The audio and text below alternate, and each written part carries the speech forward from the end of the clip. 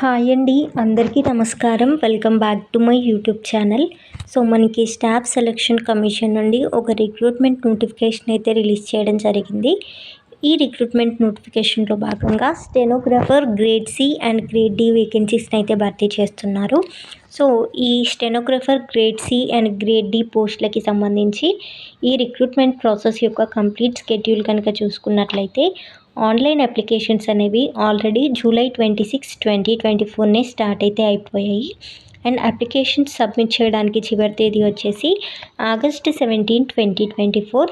And fee payment చేయడానికి చివరి తేదీ వచ్చేసి ఆగస్ట్ 18, 2024.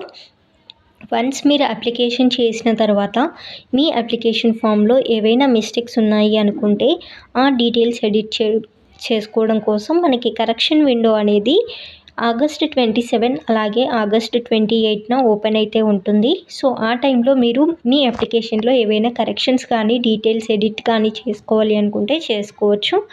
నెక్స్ట్ వచ్చేసి మనకి కంప్యూటర్ బేస్డ్ ఎగ్జామినేషన్ వచ్చి అక్టోబర్ ఆర్ నవంబర్ 2024లో కండక్ట్ అయితే చేయడం జరుగుతుంది.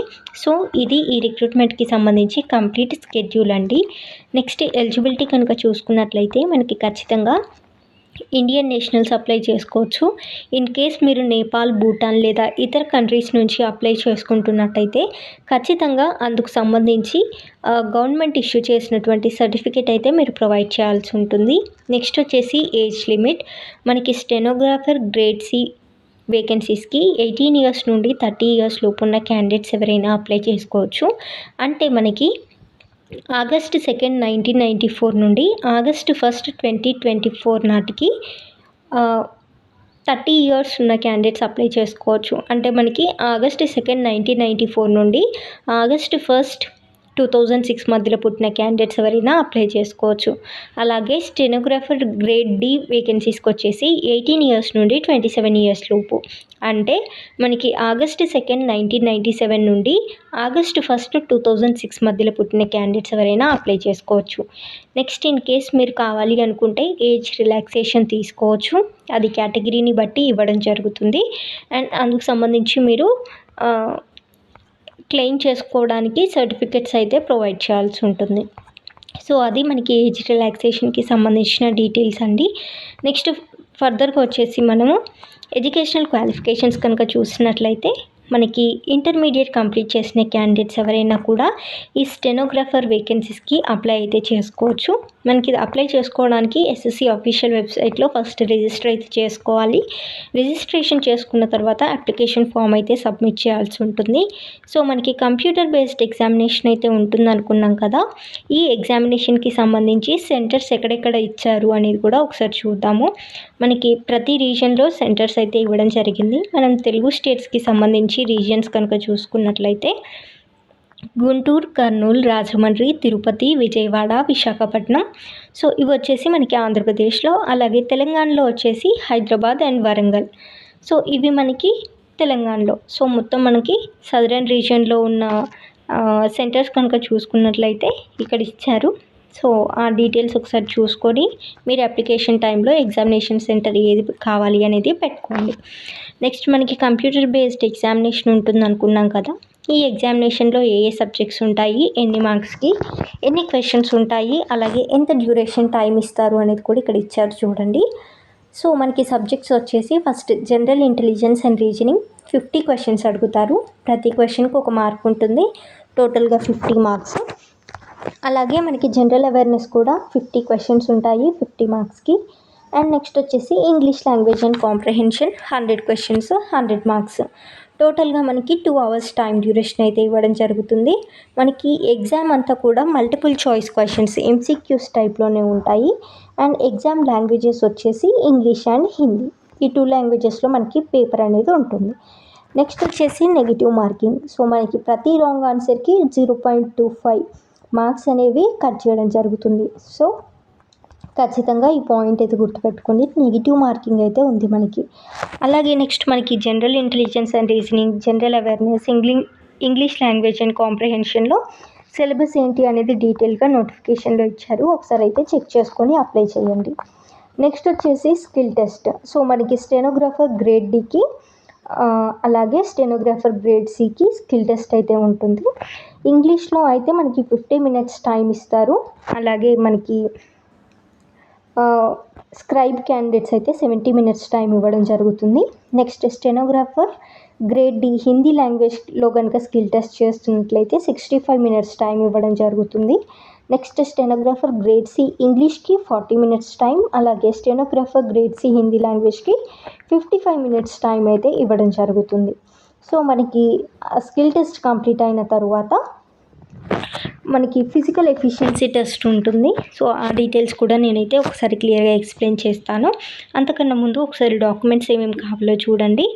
ఫస్ట్ వచ్చేసి ఆధార్ కార్డ్ లేదంటే ప్రింట్అవుట్ ఆఫ్ ఈ Aadhaar card, next voters ID card, driving licence, PAN card, passport, ID card issued by university or college or school, employer ID, ex-serviceman discharge book or any other photo bearing ID card issued by the central or state government. So మీరు ఎగ్జామ్కి attend అయ్యే ముందు ఈ డాక్యుమెంట్స్లో ఏదైనా ఒక డాక్యుమెంట్తో పాటు 2 passport size photos తీసుకొని వెళ్ళాలి ఎక్కడికి, ఎగ్జామినేషన్ సెంటర్కి. సో ఈ డీటెయిల్స్ క్లియర్గా ఉన్నాయి కదా. నెక్స్ట్ మనకి ఎగ్జామినేషన్లో క్వాలిఫై అయ్యి స్కిల్ టెస్ట్లో క్వాలిఫై అయ్యి ఫిజికల్ ఎఫిషియన్సీ టెస్ట్లో క్వాలిఫై అయిన క్యాండిడేట్స్కి డాక్యుమెంట్ వెరిఫికేషన్ అయితే కండక్ట్ చేయడం జరుగుతుంది. డాక్యుమెంట్ వెరిఫికేషన్ తర్వాత మనకి మెడికల్ ఎగ్జామినేషన్ ఉంటుంది. దాని తర్వాత ఫైనల్ సెలెక్షన్ అనేది ఉంటుంది. సో మనకి డాక్యుమెంట్ వెరిఫికేషన్కి ఏ డాక్యుమెంట్స్ కావాలి అనేది కనుక చూసుకున్నట్లయితే ఎస్ఎస్సి మెమో తీసుకెళ్లాల్సి ఉంటుంది. దానితో పాటు మీరు ఇంటర్మీడియట్ క్వాలిఫికేషన్ కదా, మనకి ఇంటర్మీడియట్ సర్టిఫికేట్ కూడా తీసుకెళ్లాల్సి ఉంటుంది. ఇన్ కేస్ మీరు రిజర్వేషన్కి కేటగిరీస్లో కనుక అప్లై చేసుకుంటున్నట్లయితే క్యాస్ట్ సర్టిఫికేట్ లేదా కేటగిరీ సర్టిఫికేట్ తీసుకెళ్లాల్సి ఉంటుంది. పీడబ్ల్యూబీడీ కేటగిరీలో అప్లై చేసుకుంటున్నట్లయితే డిసేబిలిటీ సర్టిఫికేట్ ప్రొవైడ్ చేయాల్సి ఉంటుంది.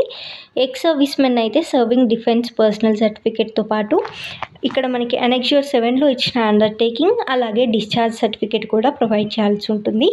ఇన్ కేస్ మీరు ఏజ్ రిలాక్సేషన్ కావాలి అనుకుంటే అందుకు సంబంధించి రెలవెంట్ సర్టిఫికేట్ కూడా ప్రొవైడ్ చేయాల్సి ఉంటుంది. మీరు ప్రీవియస్గా గవర్నమెంట్ అండర్టేకింగ్ ఆర్గనైజేషన్స్లో వర్క్ చేస్తున్నట్లయితే ఎన్ఓసి కూడా సబ్మిట్ చేయాల్సి ఉంటుంది, no objection certificate. Next in case మీరు ఇంటర్మీడియట్ తర్వాత మ్యారేజ్ కేసెస్లో కానీ రీమ్యారేజ్, డివోర్స్ ఏదైనా కేసెస్లో మీ సర్నేమ్ కానీ నేమ్ కానీ చేంజ్ చేసుకున్నట్లయితే అందుకు సపోర్టింగ్ డాక్యుమెంట్స్ కూడా మీరు సబ్మిట్ అయితే చేయాల్సి ఉంటుంది.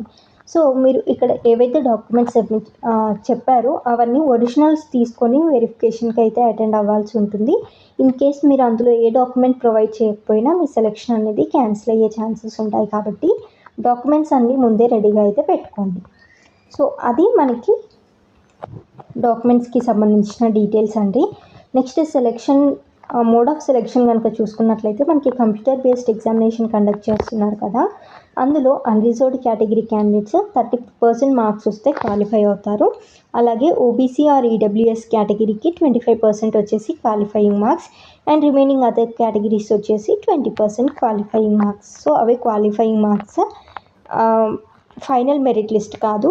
ఆ మార్క్స్ క్వాలిఫై అయిన తర్వాత అంటే అంత పర్సెంట్ కన్నా ఎక్కువ వస్తే మీరు క్వాలిఫై అవుతారు. అందులో ఎక్కువ మార్క్స్ వచ్చిన వాళ్ళని ఫర్దర్గా తీసుకోవడం అయితే జరుగుతుంది. సో అవి మనకి సెలెక్షన్ ప్రొసీజర్కి సంబంధించిన డీటెయిల్స్ అండి. ఫర్దర్గా మనకి ఫిజికల్ ఎఫిషియన్సీ టెస్ట్ అనేది ఒకటి కండక్ట్ చేస్తారు అనేసి అనుకున్నాం కదా. ఆ ఫిజికల్ ఎఫిషియన్సీ టెస్ట్ అనేది 1 mile రన్ ఉంటుంది. 10 minutes టైంలో కంప్లీట్ చేయాల్సి ఉంటుంది. అండ్ ఇక్కడ చూడొచ్చు మార్క్స్ ఏం లేవు దీనికి, only passing the test is mandatory. అంటే మనకి ఇక్కడ మార్క్స్ ఏమి అలాట్ చేయరు, బట్ మీరు 10 minutesలో అక్కడ 1 mile రన్ అనేది కంప్లీట్ అయితే చేయాల్సి ఉంటుంది. సో అది ఫిజికల్ ఎఫిషియన్సీ టెస్ట్కి సంబంధించిన డీటెయిల్స్. మనకి ఫిజికల్ స్టాండర్డ్స్ ఏ రీజియన్కి ఎంత ఉండాలి అనేది కూడా క్లియర్గా, హైట్ ఎంత ఉండాలి, చెస్ట్ ఎంత ఉండాలి, వెయిట్ ఎంత ఉండాలి అనేది ఇక్కడ మెన్షన్ చేశారు. ఒకసారి ఆ డీటెయిల్స్ చూసుకోండి. మనకి డాక్యుమెంట్ వెరిఫికేషన్ తర్వాత మెడికల్ ఎగ్జామినేషన్ కూడా ఉంటుంది. సో మెడికల్ స్టాండర్డ్స్ ఏంటి అనేది కూడా క్లియర్గా నోటిఫికేషన్లో ఇవ్వడం జరిగింది. అప్లై చేసే ముందు ఒకసారి ఈ డీటెయిల్స్ అన్నీ కూడా క్లియర్గా చదువుకున్న తర్వాత అప్లై చేయండి. సో ఇది మనకి SSC stenographer grade C and D వేకెన్సీస్కి సంబంధించి కంప్లీట్ డీటెయిల్స్. ఫర్దర్గా మీకు ఇంకా ఏమైనా డౌట్ ఉంటే కమెంట్ సెక్షన్లో కమెంట్ చేయండి. ఇలాంటి అప్డేట్స్ కావాలి అనుకుంటే ఛానల్ని తప్పకుండా సబ్స్క్రైబ్ చేసుకోండి. Thank you very much.